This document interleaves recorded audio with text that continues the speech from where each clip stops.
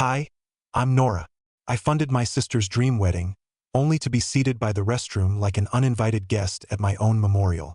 I didn't argue. I didn't weep. I just observed and then silently took everything back. Why would a sister go so far to erase me? And more importantly, what did I do next? Before we dive in, tell me, where are you watching from and what time is it right now? Drop it in the comments. Let's see who else has ever been placed at the wrong table. The envelope was cream and heavy with silver embossed lettering that caught the light. It looked like the kind of invitation you'd frame if you were the one being honored.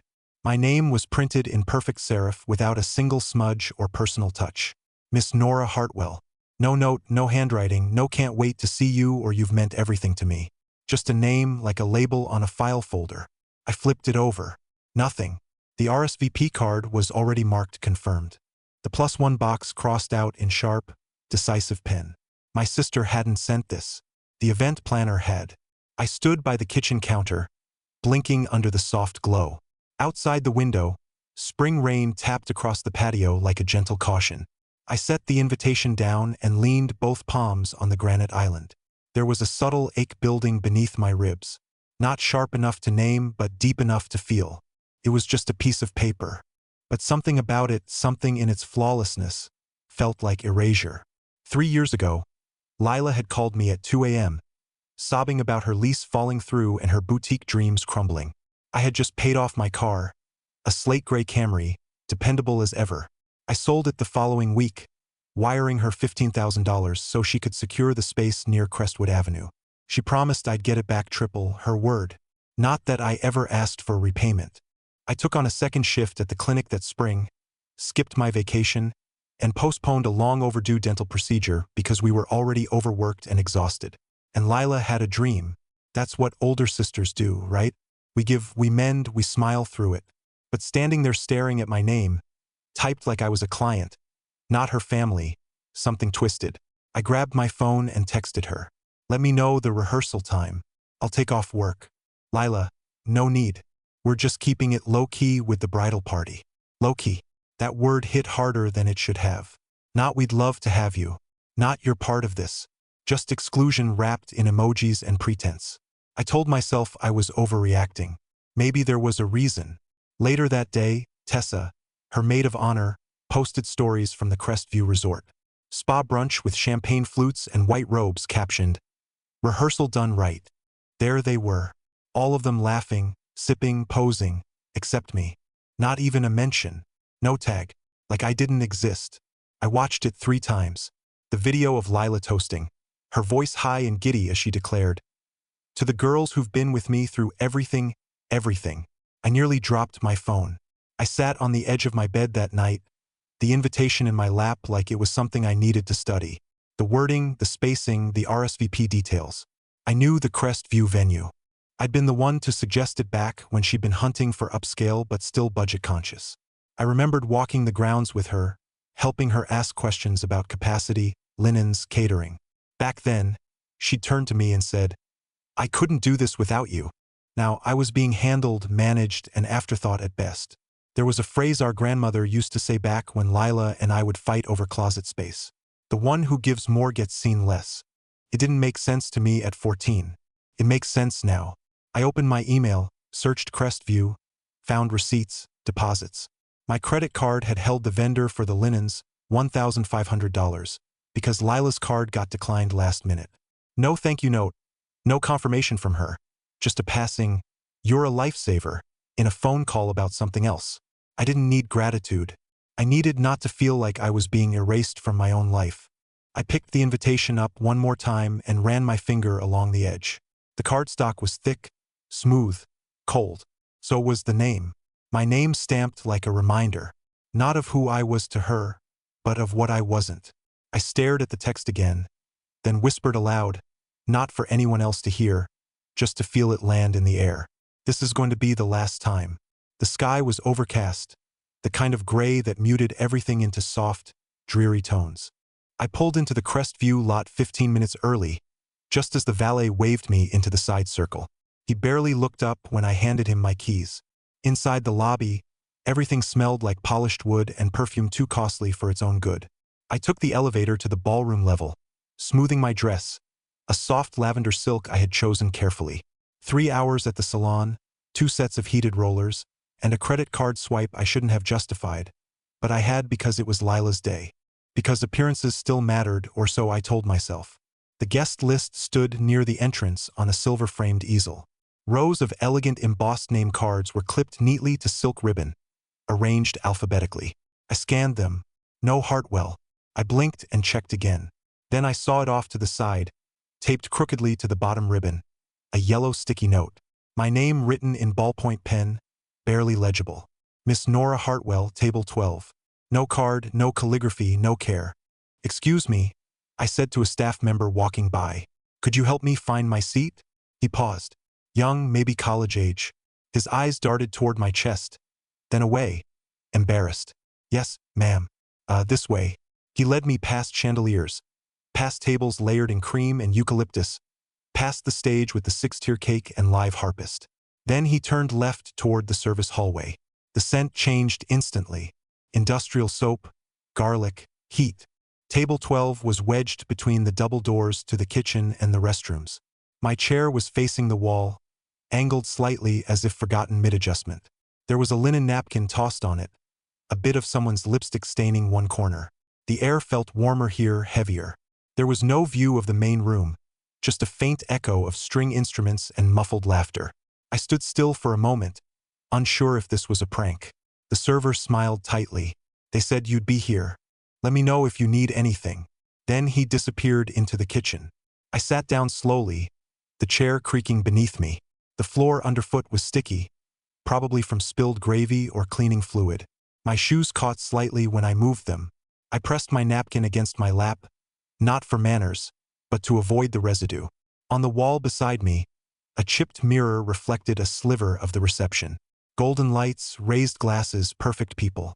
I adjusted my posture, straightened my back, tried to breathe, but all I could smell was dish soap and marinara.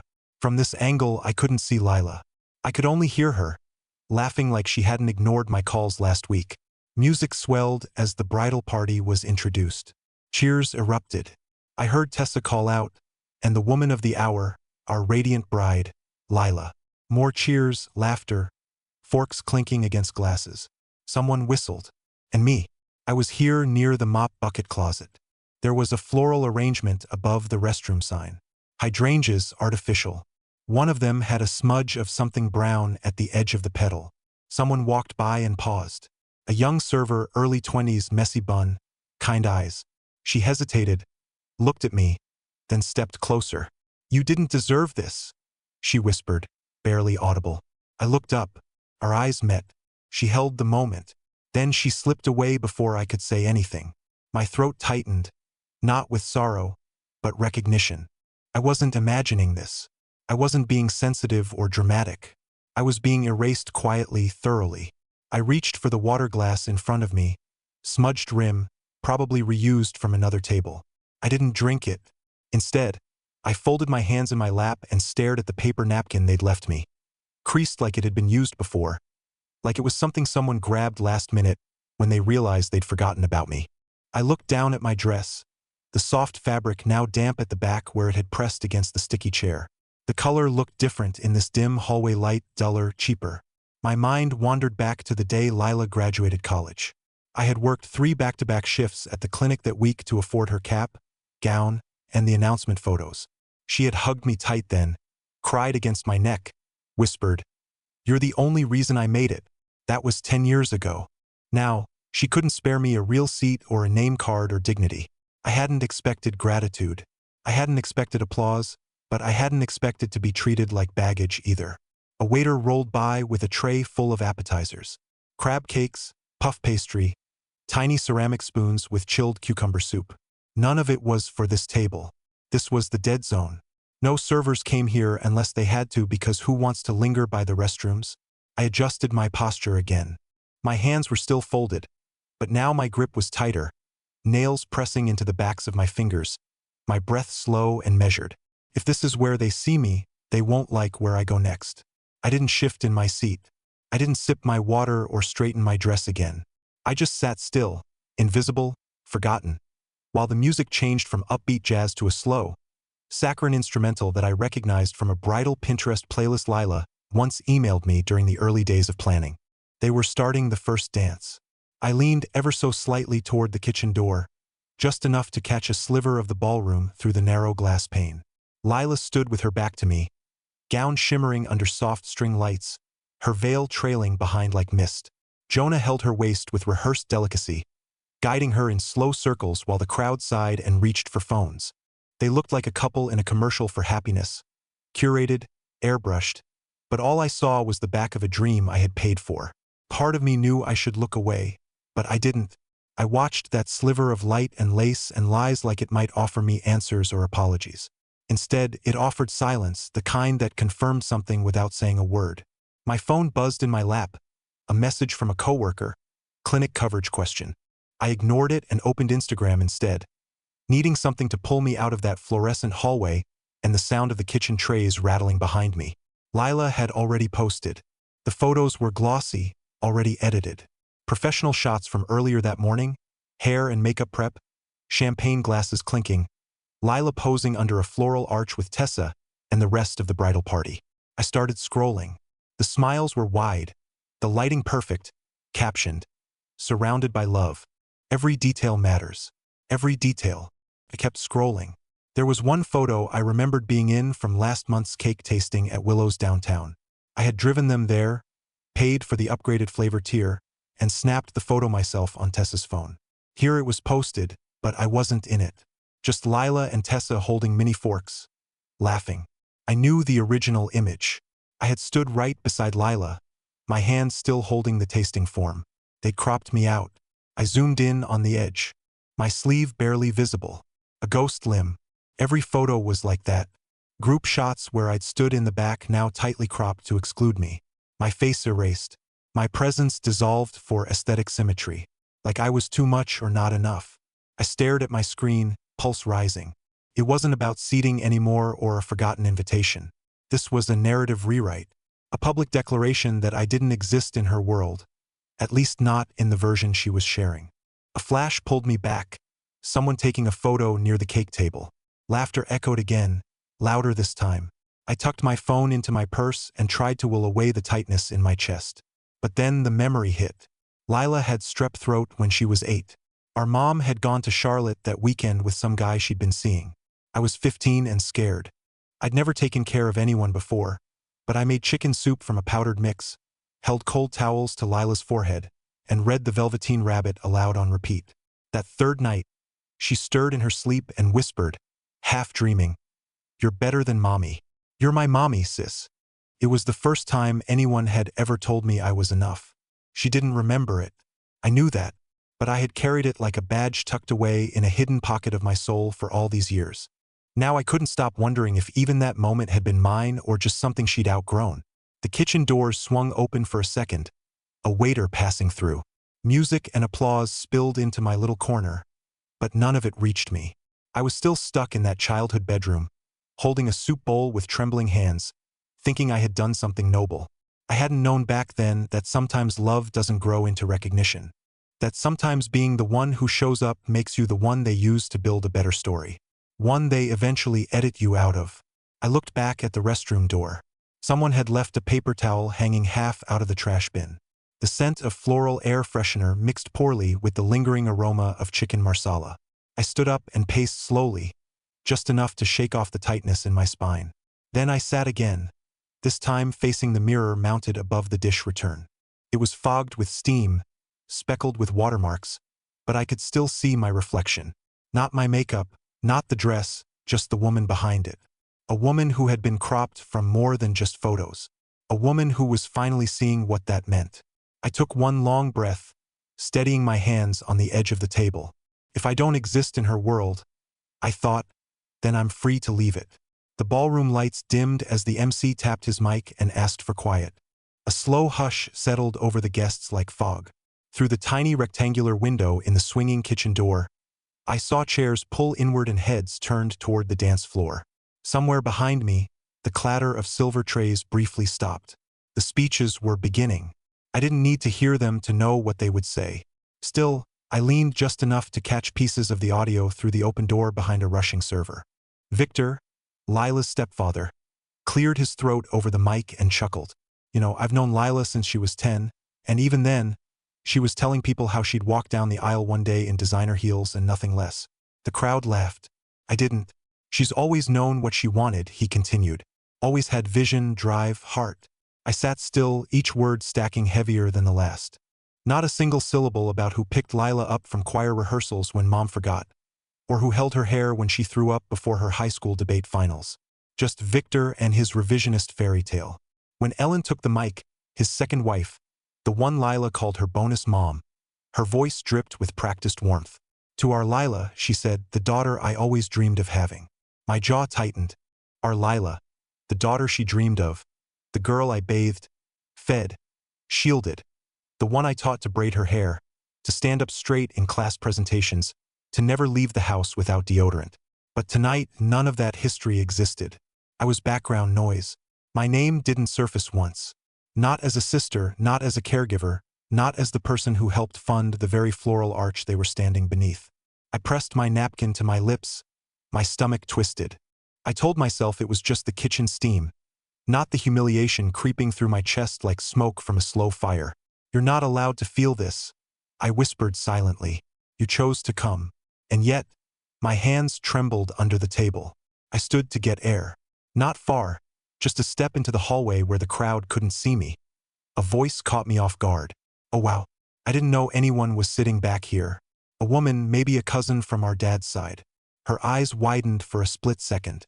Then she smiled awkwardly and kept walking like I was a surprise. Like she'd found a staff member off duty or an old classmate someone forgot to invite. Not family. I stood frozen for a beat, her words echoing louder than the applause erupting behind the ballroom doors. That moment didn't come from a place of cruelty. It was worse. Came from authenticity. She genuinely hadn't expected anyone important to be seated where I was. And that's when it hit me. I wasn't an oversight. I wasn't accidentally sidelined. I was placed intentionally removed. Out of view, out of frame, just close enough to fulfill obligation. Just far enough to erase. I walked back to my seat. Each step measured. I didn't smooth my dress this time. Didn't fix my posture. I simply sat. A few feet away, the restroom door opened and closed. The scent of synthetic citrus rolled through the air again. The server from earlier glanced my way. Her eyes flickered with sympathy, but she didn't approach this time. Smart girl. She knew better than to interrupt someone reaching their breaking point. I no longer needed a tissue or an excuse. The fog in my chest was clearing. The performances were happening in there, on the ballroom floor, beneath the curated lighting and the lies they'd all agreed to rehearse. But in here, in this overlooked hallway corner with the dish return squeaking and the air too warm to breathe clearly, I found clarity. They had built this moment without me. They had reimagined our family story into something easier to digest, prettier to photograph. Well, they could keep their fiction because the real architect of this wedding wasn't sitting at the sweetheart table or smiling in the toasts. She was sitting by the toilets watching, remembering, and calculating. I know exactly what I'm going to do, I thought, reaching for my clutch. Not yet, but soon. I looked back toward the glow of the reception, where Lila twirled under twinkle lights and fake laughter. They built this moment without me, so I'll remove what I built for them. They didn't know I was watching, or maybe they didn't care. I returned to my seat behind the kitchen doors, that half-lit corridor they tucked me into. Like an afterthought, they couldn't quite leave off the guest list. Someone had left a plate in front of me. Cold chicken breast, a wilted piece of asparagus, and a biscuit that looked like it had been baked last week and forgotten on a pantry shelf. I didn't touch it, just stared at it, hollow. From inside the ballroom, a round of applause burst out. Laughter followed, probably a toast or some story about Lila's strength or vision. I leaned back in my chair and let the noise blur into nothing. Then my phone buzzed. I didn't even want to check it, but the reflex was faster than my anger. I turned the screen over in my palm and glanced down. Venmo. I opened the app without thinking, more from habit than interest. That's when I saw it. Public payment from Lila to Tessa. The caption read, Auntie N's got it all covered. Wedding vibes. The words hit harder than the speeches ever could. There were 2 champagne glasses clinking beside the text. Confetti emojis. A smirking pink manicure emoji. They thought it was funny. Thought I wouldn't see. Or worse, they wanted me to. I stared at the screen so long the letters started to blur. My thumb hovered above the app icon before I pressed down and held, then deleted it. I didn't need a receipt trail to know what I'd given. Thousands of dollars, months of extra shifts, nights alone, eating leftovers while they planned shrimp terraces and signature cocktails. All of it for this, to be mocked publicly, stripped of dignity, and repurposed into a punchline. I slid my phone into my clutch and sat still for a moment. The kind of still that makes the air around you feel heavy, like everything has shifted and the floor hasn't caught up yet. Then I stood.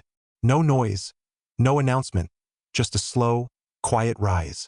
I walked past the swinging door. The silver edge banged against the wall as I passed, but I didn't flinch. I didn't look left or right, just forward down the hallway into the side corridor where the venue's Wi-Fi barely reached, but just enough. I opened my browser, logged into the online dashboard for the wedding planning site. I clicked on the tab marked vendors. There it was: florist, band, photographer, bartending service, and beneath each name, my billing information. I opened the florist tab first. Pop-up loaded slowly. It showed the upcoming brunch order, table centerpieces, a giant floral backdrop for Lila's morning after content shoot, and the bouquet toss she wanted to restage because she didn't like her arm angle the first time. I stared at the screen, the blinking cursor next to the words, "Cancel remaining balance." The question was simple. The answer was simpler. But not yet. Not until dessert.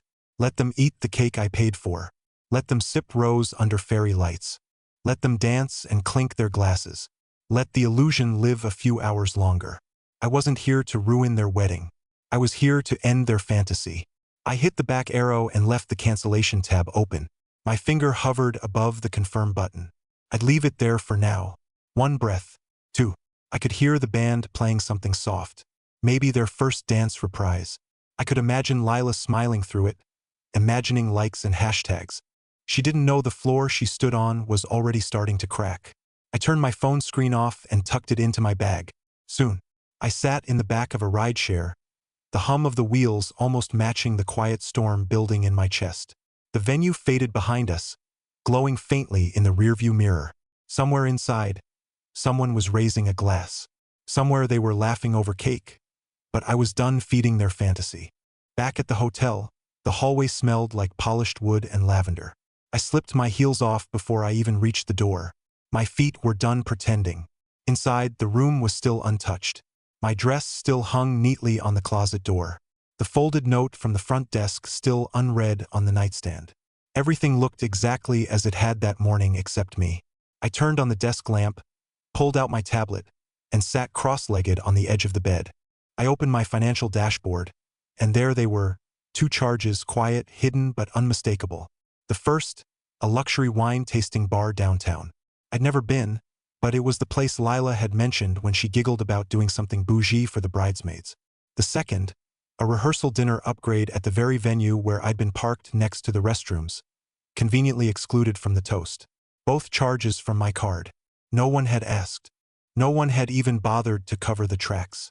They just assumed I'd accept it like I always had, that I'd sigh and tell myself it was for family. But tonight, I wasn't the family they'd curated. I was just the wallet they forgot to hide. I opened my contacts and started dialing. First, the florist. "Hi, yes, this is Nora Hartwell. Please cancel the Sunday floral setup." "Yes, I understand the contract.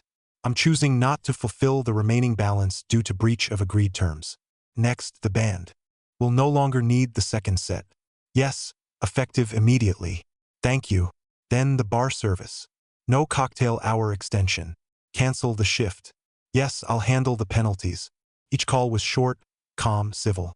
But beneath my tone was something that hadn't lived there in a long time. Steel.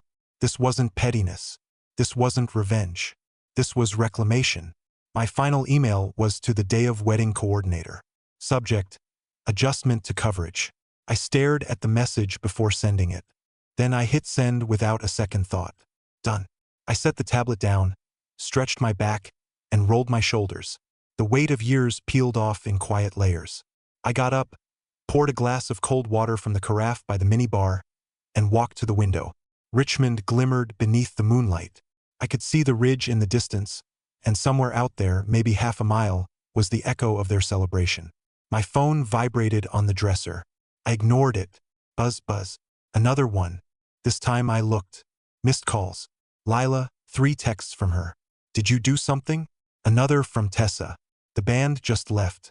Girl, what's going on? And one from my niece. Hey, Auntie N. Everyone's freaking out. Did something happen? I stared at the screen until it dimmed. No, nothing happened. Not yet. But something had shifted. I took another sip of water, walked to the closet, and took down the dress. Still hung straight, still perfect, untouched. But I wouldn't be wearing it again.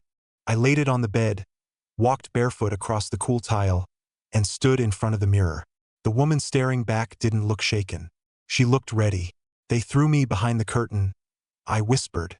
Tonight, I pulled the plug on the spotlight. I didn't sleep. Not really.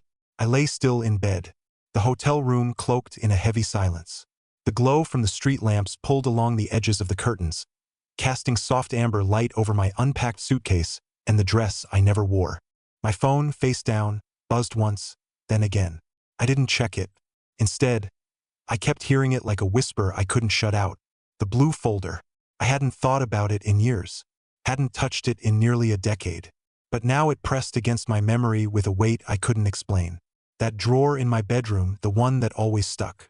The folder buried beneath socks and the remnants of another version of me back when I still believed being the reliable one meant I belonged. I got dressed before the sun rose, tossed my things in a weekender bag, and checked out without breakfast. The drive home was silent, except for the low hum of NPR reruns and my own shallow breath. Richmond's early morning mist hovered over the highway like a veil. It felt poetic, too soft for what I was about to uncover.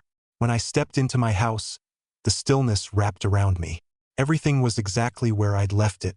The roses in the front yard were blooming, wild, and untrimmed. The kitchen smelled faintly of citrus cleaner. I didn't even take off my shoes. I went straight to my bedroom, yanked open the dresser, and forced the drawer past its stubborn catch. And there it was, blue, frayed at edges, the folder I hadn't dared open since before Mom died. Inside, tucked neatly between old tax documents and photocopies of my nursing license, was a yellowed envelope. No return address, just my name in my father's careful script. I opened it. The letter was dated 10 years ago. My breath caught before I finished the first paragraph.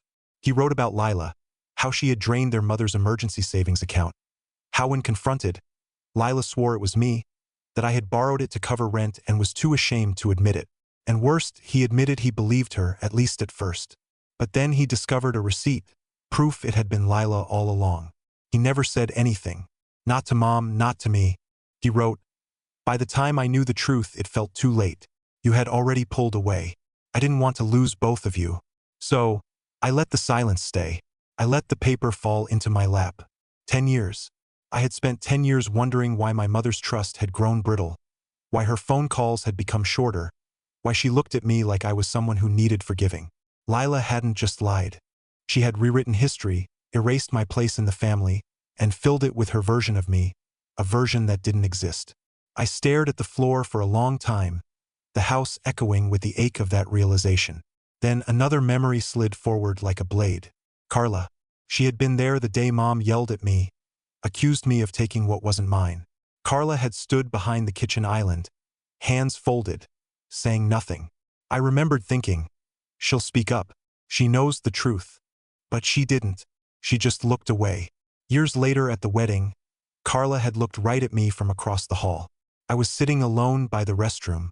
She saw me and she turned away again. That was her choice. And now this was mine. I folded the letter gently, tucked it back into the blue folder, and walked through the house. Every photo on the wall, every blanket I'd bought for Mom after her diagnosis, every dish I'd packed up from her old apartment, they all echoed the same truth. I had been everything for them. Caretaker, ATM, scapegoat, and I was done. I placed the folder in my bag, zipped it closed, and looked around one last time. This wasn't my sanctuary anymore. It was a museum of sacrifice, one I'd been told to tend to, but never truly live in. My phone buzzed again. 11 unread messages. I didn't read them. I didn't need to. I pressed the power button and shut it off. This time, they would wait because now it was my turn to rewrite the story. I hadn't turned my phone back on. The house was still, save for the steady hum of the fridge and the sound of my spoon stirring the lukewarm coffee in my favorite chipped mug. Afternoon light angled through the blinds, striping the floor like prison bars. I didn't realize I'd been inside until recently. Then came the knock, a soft tap, then two sharper ones. It didn't go away. I stood at the threshold between kitchen and hallway, mug in hand, breath quiet. Through the frosted glass pane of the front door, I saw her silhouette, arms folded, shoulders stiff. Lila. Of course, it was her. I opened the door. Not fully, just wide enough to let silence in. I didn't speak. I didn't invite. I just stepped aside. She walked in like she was entitled to the air in my home. Her heels clicked against the hardwood, echoing more than they should have in a place that hadn't welcomed her in years. Her mascara was smudged, probably from tears, though I couldn't tell if they were real or just convenient. "You didn't have to humiliate me," she blurted, voice tight like a violin string pulled too far. I didn't respond. I walked ahead of her and placed a small box on the coffee table, neat, prepared, as deliberate as everything they tried to erase me from. Inside were printed invoices, the band, the florist, the venue, all under my name. Then I set the envelope on top, the one in my father's handwriting. She looked down at it like it was radioactive. "What is this?" she asked, voice faltering. "Read it," I said, and I sat down, not beside her, across from her. She opened it. Her hands shook slightly. Her lips parted, then closed, then parted again like they couldn't quite settle on the right lie. "That was a long time ago. You blamed me for stealing from Mom. You let them punish me, and you watched it happen. I was young," she whispered. "I didn't know what else to do. But you knew how to keep quiet, and you've kept quiet ever since." She dropped the letter and leaned back like it might leap at her. Her eyes welled, but I'd seen that performance too many times. I stayed still. "You could have just talked to me," she offered. I laughed once, low, tired. Talked to the woman who made sure I sat next to the restrooms, who cropped me out of every photo, every speech, every plan, despite me paying for nearly every detail of your fairy tale. She reached for an apology, something like, "I didn't mean to hurt you," but it didn't matter what she meant. "You did over and over," I said, "and you made sure everyone saw me disappear quietly. You thought that would be the end of it." Tears began to fall. They didn't move me. "Please, Nora," she whispered. "We're sisters." "No," I said softly. "We were sisters. Before you decided the version of me that served you was enough. Before you let everyone believe that version was the whole truth." I stood. "You erased me from your wedding, from your story, from our family. So, I erased the part of me that still needed to be thanked." She opened her mouth, then closed it. I could see the gears spinning, searching for guilt to offer that didn't cost her pride. I picked up the box and walked to the door. She followed. At the threshold, I handed her the box. She hesitated, searching my eyes for something. A soft spot, a last thread she could tug. There wasn't one left. She held the box like it burned. "Tell them whatever you want," I said.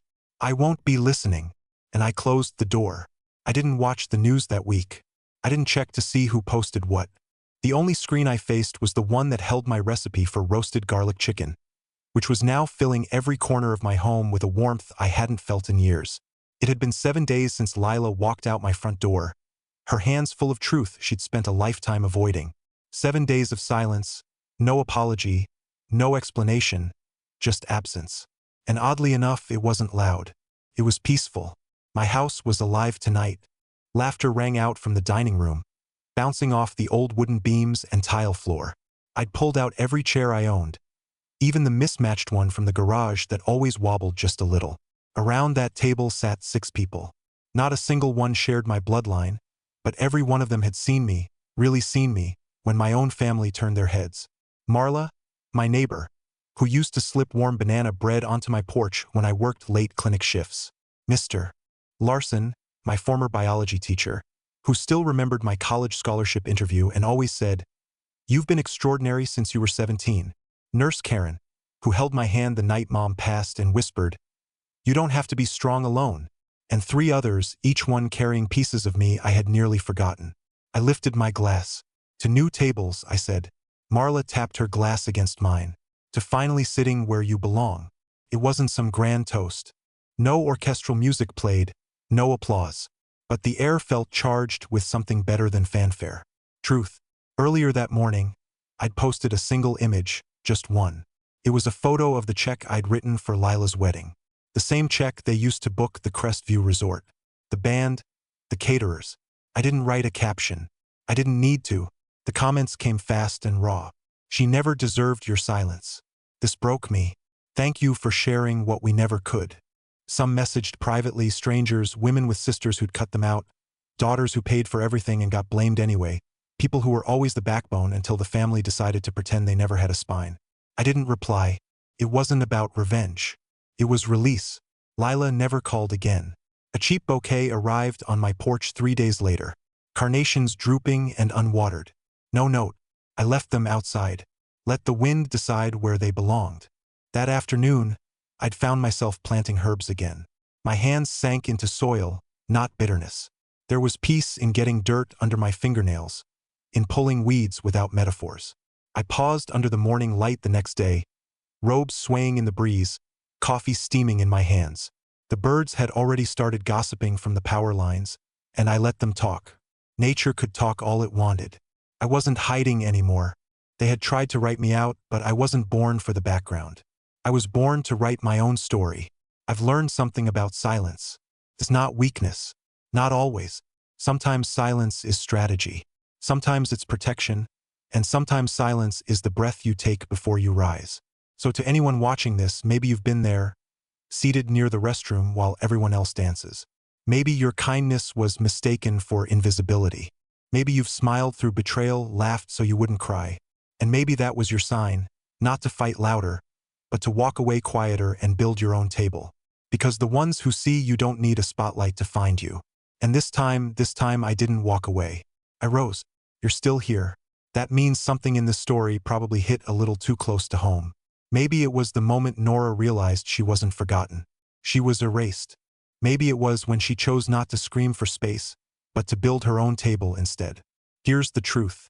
In every family, there's someone expected to be quiet, to give without recognition, to sit near the restroom while others toast to each other's greatness.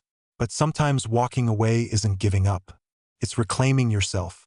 So, let me ask you, have you ever been written out of a story you helped build? Tell us in the comments.